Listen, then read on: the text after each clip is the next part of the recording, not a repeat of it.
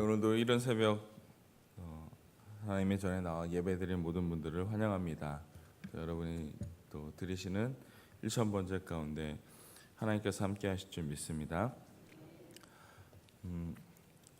아시는 분은 아시겠지만 제가 제일 좋아하는 운동은 농구입니다. 이제는 어릴 때처럼 할 수는 없지만 마음만큼은 국가대표입니다. 여러분 혹시 행크 루이세티라는 선수를 아십니까? 모르시죠? 저도 몰랐습니다. 1930년대 활동하던 선수인데요. 당시만 해도 농구는 이렇게 움직이면서 점프를 하면서 슛을 쏘지 않고요, 두 손으로 이렇게 슛을 쐈다고 합니다. 근데 이제 행크 루이세티라는 선수가 등장하면서 점프를 하면서 이제 보통 이제 남자 선수는 한 손으로 슛을 쏘거든요. 점프를 하면서 한 손으로 슛을 쏘는 겁니다. 처음에 이제 다른 코치들은 이 선수의 행동을 굉장히 비난했습니다.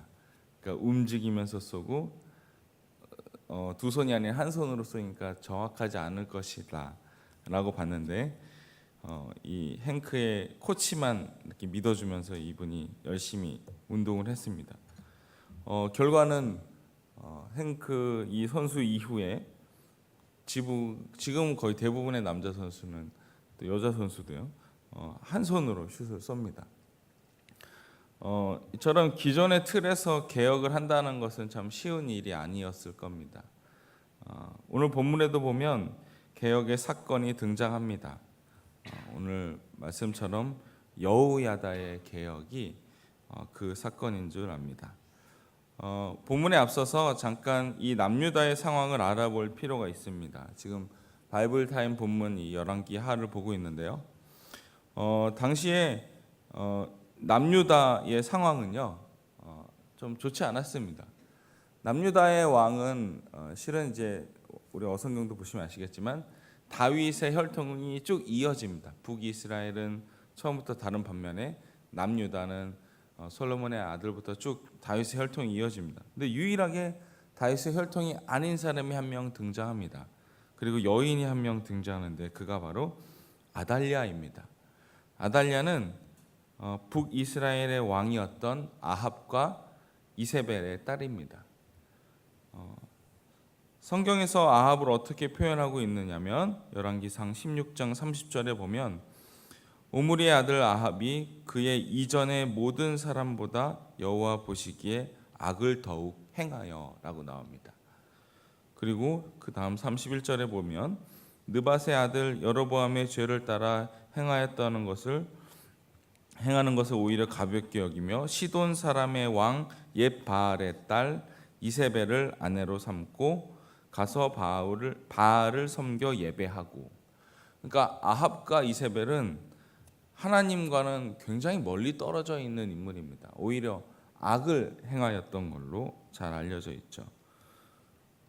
이전에 어떤 왕보다도 악했다고 했습니다. 보통 열왕기나 역대기에서 왕이 악하다라고 표현했을 때는 공통점이 있습니다. 하나님을 경외하지 않는다. 더 나아가서는 우상 숭배를 했다라는 거죠. 오늘 이 아합은 아주 적합한 인물입니다. 하나님도 가까이 하지 않았고 우상 숭배에도 앞장섰습니다. 심지어 이 이세벨은 열왕기상 19장에 보면 이제 18장에 보면 엘리야가 이제 바알의 이 제사장들과의 전투 이 제사 드리는 그 모습으로 인해서 바알의 제사장이 많이 죽거든요. 그리고 나서 19장에 보면 이세벨이 이 엘리야에게 경고를 하는 거예요. 내가 너 내일 이맘때쯤 널 죽이겠다고. 그러니까 하나님의 선지자 죽이는 것도 대수롭지 않게 생각하는 그런 여인이었던 거죠. 이 아합과 이세벨에서 나온 딸 아달랴 역시 우상 숭배에 가까웠던 사람입니다. 뭐 역사적으로 다 할 시간은 없지만 이 아달랴가 이제 남유다 쪽으로 시집을 오게 됐고, 이 남유다에서 이제 자랐다가 이제 아들을 낳았는데 그 아들이 왕이 됐는데 그 아들이 죽어요. 그래서 어떤 일을 벌이느냐? 이제 오늘 읽진 않았지만 11장 1절에 보면 아하시아의 어머니 아달랴가, 이 아달랴가 그 아달랴입니다. 그의 아들이 죽은 것을 보고 이제 북이스라엘의 문병 갔다가 이제 척결당하거든요. 보고 일어나 왕의 자손을 모두 멸절하였으나, 그러니까 자기 아들이 죽어서 왕이 없어졌는데 그 왕의 뒤를 누가 이어받을 왕의 사람을 다 죽였다는 거예요. 좀 이해가 되지 않지만 그런 일을 자행했습니다. 그래서 어떻게 되느냐? 다 죽이고 자기가 왕이 됐습니다. 그게 북이스라엘도 아니고 남유다의 왕이 그렇게 됐습니다. 네, 하나님의 은혜로 이 중에 딱 한 사람만 이제 살았는데 그게 요아스입니다. 이 아달랴는 자기가 왕이 됐거든요. 그리고 한 6년 동안 왕을 합니다. 성공한 줄 알았어요. 모든 작전이. 왜냐하면 이제 다윗의 혈통이 이제 다 없어졌고 본인이 왕이 된 거에 대해서 이제 뭐 엄밀히 얘기하면 왕비였기 때문에 또 뭐 이렇게 불만은 없었을 거거든요. 그런 와중에 이 오늘 본문을 보듯이 이제 요하스라는 이 아하시아의 아들, 그러니까 좀 복잡한데 손자예요. 살아 있었습니다. 이 손자가 누구로부터 살아 있었느냐? 오늘 읽었던 이 여호야다, 제사장 여호야다에 의해서 살아 있었습니다. 지금 고모부입니다. 고모가 이제 이 요하스의 고모가 있었고 그 고모의 남편이 이 여호야다인데 좀 복잡하죠. 어쨌든 그랬습니다. 오늘 본문은 이제 이런 복잡한 이걸 설명하려고 하는 게 아니고요.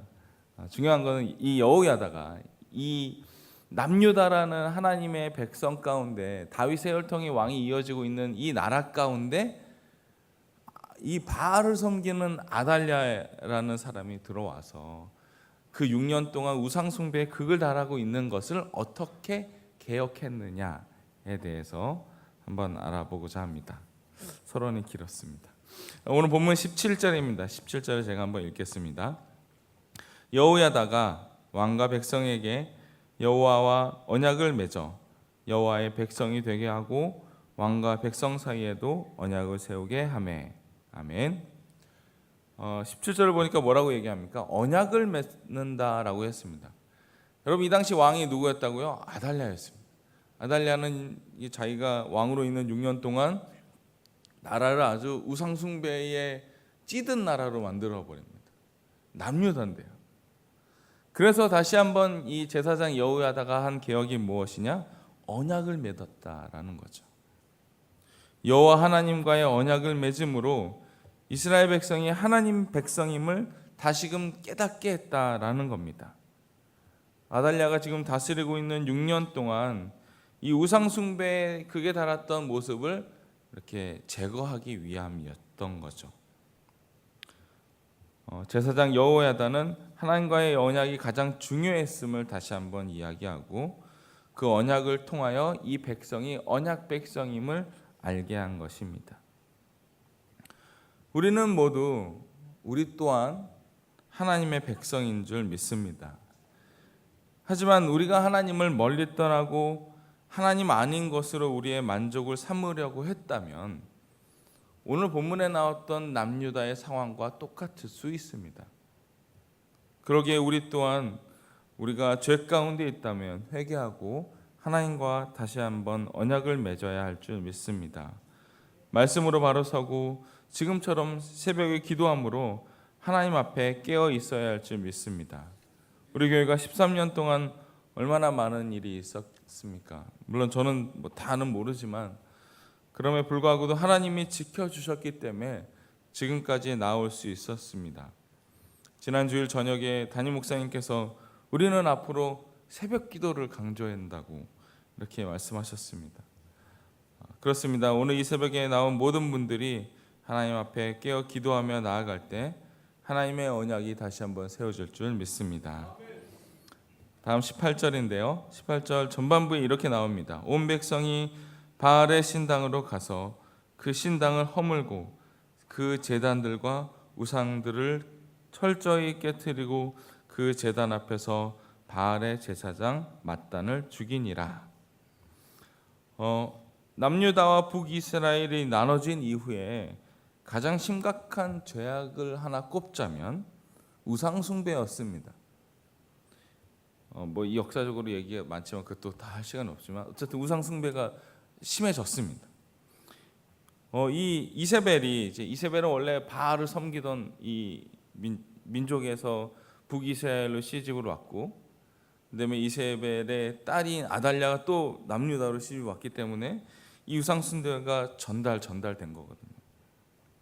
그래서 남유다의 왕이 된 이후에 바알의 신당을 또 바알의 제사장들을 이렇게 만들어낸 겁니다. 남유다인데요. 저는 항상 그 생각이 들어요. 북이스라엘도 아니고 남유다에 이런 일이 있었다는 거예요. 여러분, 이방 나라가 아닙니다. 하나님 나라이며 다윗의 혈통이 왕으로 이뤄가는 남유다에 이런 일이 있었습니다. 아무도 상상하지 못했지만 이런 일이 이루어졌습니다. 하나님 안에 거하며 살고 있지 않으면 우리 모두도 이런 죄악에 노출될 수밖에 없습니다. 하나님을 의지하지 않으면 세상 권력에 흔들리게 됩니다. 하나님을 아버지로 인정하지 않고 살면 이 자극적인 우상 숭배에 빠져 살게 된다는 것입니다. 그래서 이 여호야다는 개혁 가운데 신당을 부수고 제단을 깨트리고 심지어 이 바알의 제사장 마땅까지 죽이게 된다는 겁니다. 우리도 죄악의 쓴뿌리가 있다면 모두 끊어야 할 줄 믿습니다. 뭐 우상숭배, 뭐 바알, 뭐 제사장 뭐 이렇게 얘기하니까 우리가 아주 거리가 먼 거라고 생각합니다. 근데 솔직히 그렇지 않습니다. 우리의 삶 가운데 우리가 세상의 것들을 이 앞에 둔다면, 아니 이 앞이 아니라 우리의 마음 가운데 둔다면, 우리의 생활 가운데 그것을 유용하게 사용하고 있다면 그게 바로 우상숭배이고 그게 바로 바알의 제사장일 줄 믿습니다. 바라기는 우리가 하나님 앞에 늘 깨어서 그 모든 죄악 가운데서 멀어지기를 바랍니다. 우리가 지금껏 믿어왔던 경험들을 의지하지 말고, 심지어 우리가 옛날에 잘 믿었지, 옛날에 이런 신앙이 있었어 라는 것에 추억으로 삼고 살지 말고, 오늘 우리와 함께 하시는 살아계신 하나님을 의지하며 그 가운데 은혜를 경험하며 살기를 바랍니다. 오늘 18절 후반부를 제가 현대인의 성경으로 한번 읽어봤습니다. 뒷부분인데요. 그리고서 여호야다는 성전에 경비병을 배치하고 궁중 경호병들과 경비병들의 호위를 받아 백성들을 거느리고 왕을 성전에서 궁전으로 모셨다. 수직하고 제가 한문이 좀 약해서 이렇게 보니까 경비병을 세웠다라는 말을 하고, 이 내용을 다시 한번 조합하면 이 아달랴가 다 죽은 줄 알았던 다윗의 혈통 가운데 한 명이 살아 있었거든요. 그 한 명이 당연히 왕궁에는 없었죠. 이제 여호야다가 제사장이었기 때문에 여호와의 성전에 있었습니다.